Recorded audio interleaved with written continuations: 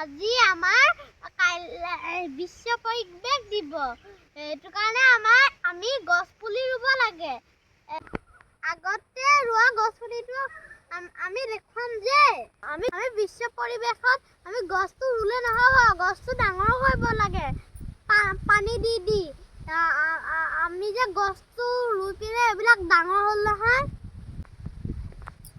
এইজোপা 5 বছৰ আগতে লগাইছিলে, এতিয়া ডাঙৰ হৈছে।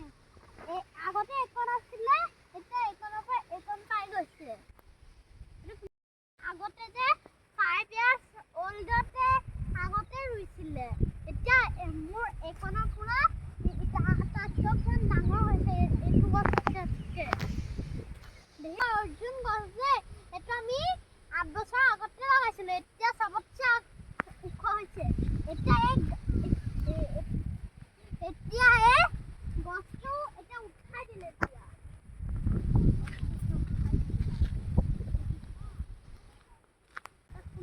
শুনাও গছে আমাৰ আইতা আৰু দেউতাই খেতি কৰিছিলে।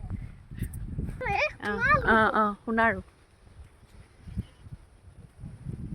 হৈ যাব, নাযাবা ওচৰলৈ। কঁঠাল গছ দেই, এয়া আমাৰ দেউতাই ৰুইছিলে।